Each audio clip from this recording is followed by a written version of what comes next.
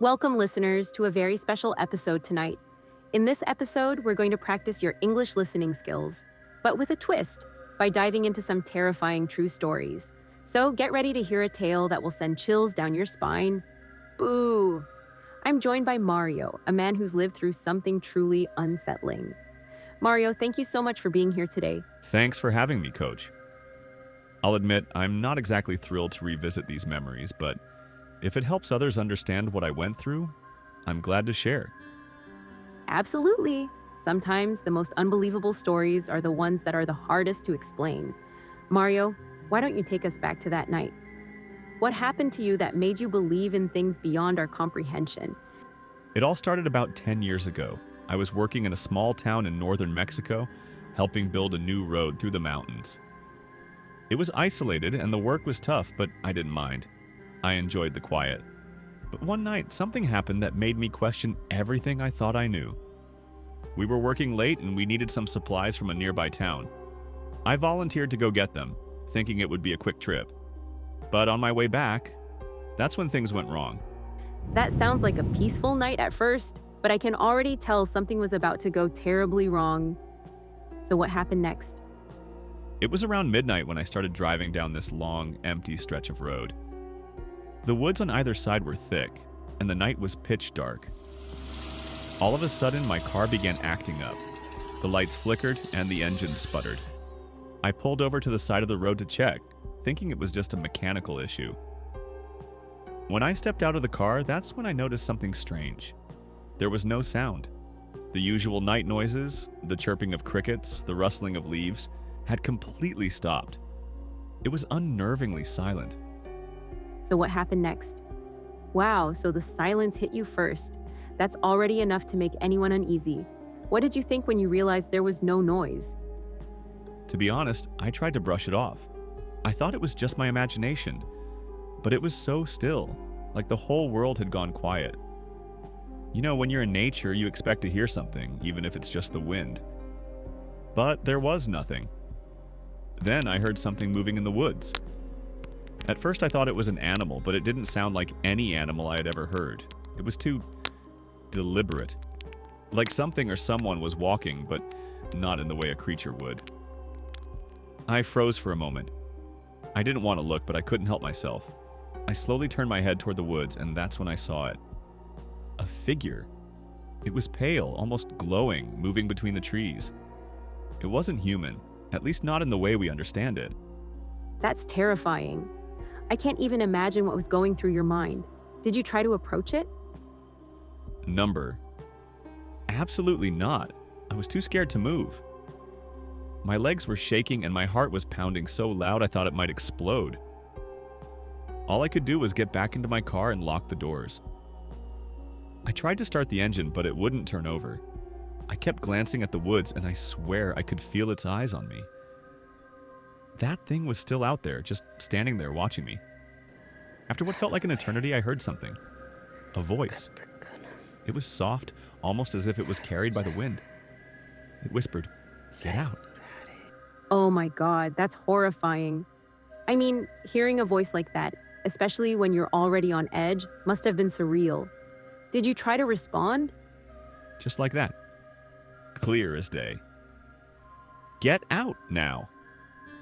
I didn't say anything. I couldn't. It was like I was paralyzed by fear. I just jumped back into the car, slammed the door, and finally got the engine to start. I didn't waste any time. I drove away so fast I almost crashed a few times. I had to get out of there. I drove fast, but I couldn't shake the feeling that something was following me. Every time I looked in the rearview mirror, I saw shadows moving behind me in the trees. I tried to convince myself it was just my mind playing tricks on me, but I wasn't sure anymore. It was as if something was keeping pace with my car, staying just out of sight. When I finally reached the town, I went straight to the diner. I needed a coffee, something to calm me down.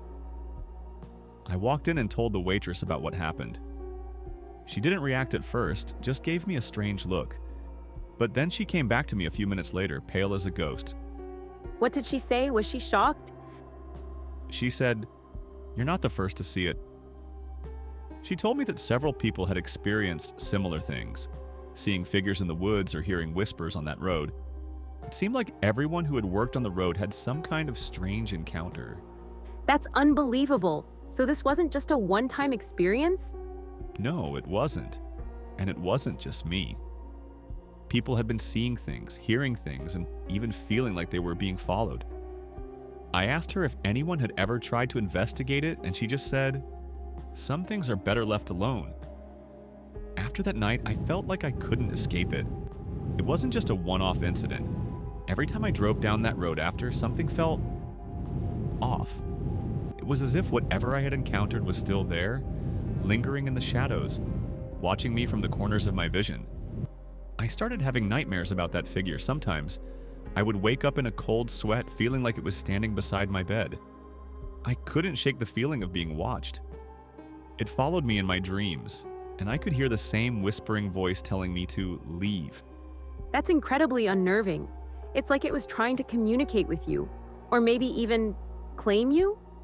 That's exactly how it felt. It wasn't just a random encounter. It was like I was part of something I didn't understand, something much bigger than me. I tried to talk to others about it, but they'd either dismiss it as superstition or change the subject. I didn't feel like I could talk to anyone who would understand. That isolation must have been hard, dealing with something so bizarre and terrifying without any support. But Mario, did anything ever help you feel like you weren't losing your mind? Honestly, no. It only got worse. I started hearing voices more frequently, even when I was at home. Sometimes I would hear them calling my name, but no one would be there. I'd get this intense feeling that I wasn't alone, even in the safest places, like my own house. At one point, I asked a local priest about the area, hoping for some peace of mind. He didn't say much, but he looked at me with pity. Then he said something I'll never forget. There are places where the dead do not rest. You've been near one of them. That's chilling. It sounds like you were dealing with something far more sinister than a simple ghost. Yeah, it didn't feel like a regular haunting. It felt ancient, like it had been there for centuries. I couldn't shake the thought that it had always been there, watching over that road, waiting for someone to cross its path. Eventually, I left the area for good. I couldn't stay there any longer. The nightmares were too intense, and I kept feeling like I was being drawn back to that road, to that presence. I didn't know how to fight it, so I just ran. I haven't been back since, and I don't plan to. But sometimes, when I'm out driving at night, I'll feel that same eerie sense of being watched. And every now and then, I hear that whisper again, just faintly in the back of my mind. Get out. I can't imagine how difficult that must have been, Mario. It's like it never truly let go of you. Exactly. It's always there, lingering, and maybe it always will be. Some things can't be explained, and some places are better left alone. Listeners, I'm sure you can all feel the weight of this story. Sometimes, the things we can't see are the most terrifying. Thank you so much to Mario for sharing his experience with us today. It's not easy to relive these moments, but we appreciate you opening up and helping us understand what you went through. Thank you for giving me the chance to share it. Hopefully, people will listen and think twice before venturing into unknown places. Some roads should stay off limits. That's a valuable lesson, and for everyone listening, I hope this episode helped you improve your English listening skills while also giving you a little something to think about before your next night drive. Stay safe, stay alert, and as always, keep the lights on. Thanks for tuning into this terrifying tale. Make sure to subscribe and share this episode with your friends, especially if you want to hear more unsettling stories. We'll be back next time with more stories and more English practice. Until then, good night and beware of the shadows.